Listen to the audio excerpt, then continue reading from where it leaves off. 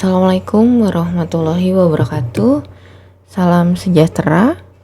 Selamat datang, selamat bergabung kembali di kanal Sharing Ilmu Amalulia, tempat di mana pengetahuan bertemu kreativitas dan pembelajaran menjadi pengalaman yang menyenangkan. Melanjutkan dari video terkait penelitian klinis sebelumnya, pada video kali ini bersama kita akan belajar mengenai desain penelitian klinis, langkah-langkah pelaksanaan penelitian klinis, serta kelebihan dan kekurangan melakukan penelitian klinis. Desain penelitian klinis mengacu pada strategi atau rencana yang digunakan untuk mengatur proses penelitian dengan tujuan untuk menjawab pertanyaan penelitian yang telah ditetapkan. Desain ini bertujuan untuk memastikan keandalan dan keabsahan data yang dikumpulkan, sehingga dapat diandalkan untuk mengambil kesimpulan yang tepat dan valid. Berikut adalah beberapa desain penelitian klinis umum yang sering digunakan. Yang pertama adalah desain paralel. Jenis yang paling banyak dilakukan adalah desain paralel dengan dua kelompok. Kelompok pertama memperoleh pengobatan baru, sedangkan kelompok yang lainnya menerima pengobatan standar dan disebut kelompok kontrol. Agar diperoleh hasil yang sahih, maka kelompok-kelompok yang diperbandingkan harus seimbang, terutama dalam hal faktor prognosis yang penting.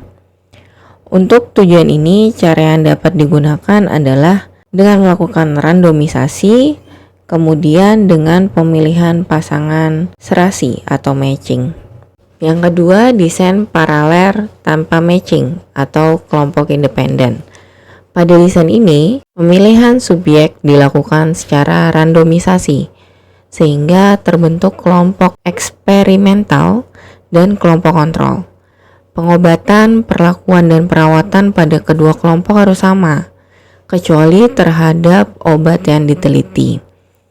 Analisis yang sering digunakan adalah uji X kuadrat atau uji T untuk dua kelompok independen untuk variabel efek berskala numerik. Yang ketiga adalah desain paralel dengan matching.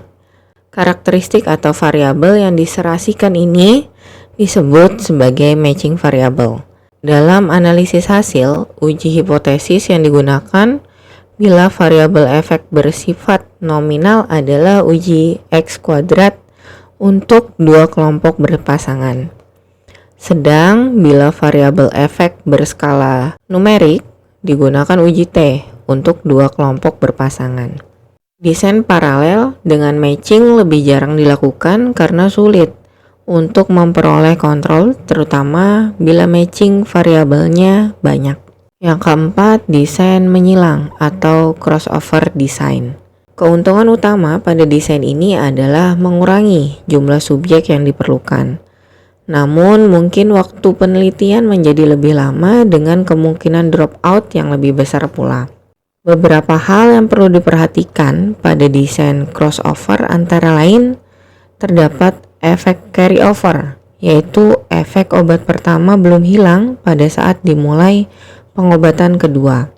Yang kedua, terdapat efek order, yaitu terjadinya perubahan derajat penyakit atau keadaan lingkungan selama penelitian berlangsung. Yang ketiga, terdapat periode washout, yaitu waktu menghilangkan efek obat awal sebelum pengobatan kedua dimulai, atau sering juga disebut sebagai efek carryover. Kemudian untuk melakukan penelitian klinis, peraturan dan pedoman yang telah ditetapkan oleh badan pengatur dan lembaga etika harus diikuti untuk memastikan keandalan, integritas, dan keabsahan penelitian. Selain itu, penelitian klinis melibatkan serangkaian langkah yang terstruktur dan terkontrol untuk memastikan bahwa penelitian ini dilakukan secara etis dan efisien. Apa saja langkah umum dalam pelaksanaan penelitian klinis? Yang pertama, perencanaan penelitian. Langkah awal adalah merencanakan penelitian secara menyeluruh, termasuk menentukan pertanyaan penelitian, menetapkan tujuan, mengidentifikasi populasi target, dan merancang metodologi penelitian. Langkah kedua adalah persetujuan etik. Penelitian klinis harus disetujui oleh komite etik yang sesuai sebelum dimulai. Memastikan bahwa penelitian dijalankan dengan standar etika yang tinggi dan memperhatikan hak serta keamanan peserta penelitian. Langkah ketiga, perekrutan peserta penelitian harus dipilih sesuai kriteria inklusi dan eksklusi yang telah ditetapkan, dan mereka diberikan informasi yang jelas dan komprehensif mengenai penelitian, serta diberikan kesempatan untuk memberikan persetujuan tertulis sebelum terlibat. Langkah keempat, intervensi dan pengumpulan data. Intervensi atau perlakuan yang diteliti diberikan kepada peserta sesuai dengan desain penelitian yang telah ditetapkan. Data yang relevan dikumpulkan secara teratur dan hati-hati sesuai dengan protokol yang telah ditetapkan sebelumnya. Yang kelima, pemantauan dan pengawasan selama penelitian. Pemantauan terus-menerus dilakukan untuk memastikan keamanan peserta dan integritas data. Hal ini termasuk pemantauan efek samping, kepatuhan terhadap protokol, dan keandalan data yang dikumpulkan. Yang keenam, analisis data.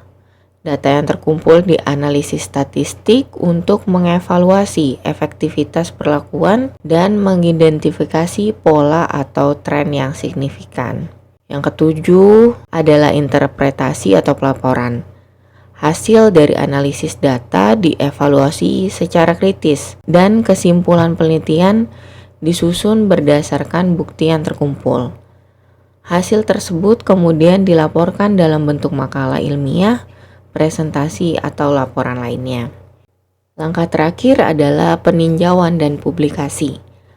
Hasil penelitian direview oleh pakar independen atau rekan sejawat sebelum diterbitkan. Setelah melewati proses peninjauan dan validasi, temuan penelitian dapat dipublikasi dalam jurnal ilmiah, disajikan dalam konferensi atau pertemuan ilmiah lainnya. Berbicara tentang penelitian klinis tentunya tidak lepas dari kelebihan dan kekurangannya yang perlu dipertimbangkan sebelum memulai penelitian. Berikut beberapa kelebihan penelitian klinis. Yang pertama, penelitian klinis memberikan bukti ilmiah yang kuat tentang keefektifan dan keamanan suatu intervensi medis tertentu atau disebut evidensi. Yang kedua, pelaksanaan penelitian klinis memungkinkan pengembangan pengobatan dan terapi baru yang dapat meningkatkan kualitas hidup dan harapan hidup pasien. Yang ketiga, pelaksanaan penelitian klinis membantu menetapkan standar perawatan medis yang didukung oleh bukti ilmiah yang solid. Kelebihan yang keempat, penelitian klinis juga dapat memberikan pemahaman yang mendalam tentang patofisiologi penyakit dan respon tubuh terhadap pengobatan. Dan kelebihan penelitian klinis yang terakhir adalah pelaksanaan dari penelitian klinis meningkatkan kualitas praktik klinis dengan mengintegrasikan bukti ilmiah terbaru ke dalam pengobatan pasien. Sedangkan kekurangan penelitian klinis antara lain cenderung memakan biaya yang besar dan membutuhkan waktu yang lama sebelum mendapatkan hasil akhir. Yang kedua, kompleksitas etika dan regulasi. Terdapat regulasi ketat dan persyaratan etika yang harus dipenuhi yang dapat menambah biaya dan kompleksitas pelaksanaan penelitian. Yang ketiga, terkadang sulit untuk merekrut jumlah peserta penelitian yang mencukupi yang dapat mempengaruhi validitas hasil. Kekurangan keempat, respon pasien terhadap perlakuan dapat bervariasi secara signifikan yang dapat mempengaruhi hasil penelitian. Terakhir, penelitian klinis juga seringkali terbatas pada populasi tertentu dan tidak selalu mewakili keragaman populasi secara menyeluruh. Dengan pemahaman yang mendalam tentang esensi penelitian klinis, kita menyadari bahwa penelitian ini tidak hanya menjadi tonggak penting dalam pengembangan medis dan kesehatan, tetapi juga berperan dalam membentuk masa depan perawatan medis yang lebih baik dan inovatif. Dengan ketatnya regulasi dan standar etika yang diterapkan, Penelitian klinis memastikan bahwa setiap langkah yang diambil didasarkan pada bukti ilmiah yang kuat, dan setiap hasil yang diperoleh memiliki dampak positif yang dapat dirasakan secara luas. Baik, mungkin itu yang bisa saya sampaikan. Terima kasih telah antusias menyimak video ini. Mari kita tetap bersemangat dalam menggali pengetahuan, merayakan keberagaman, dan menginspirasi satu sama lain. Akhir kata, wassalamualaikum warahmatullahi wabarakatuh.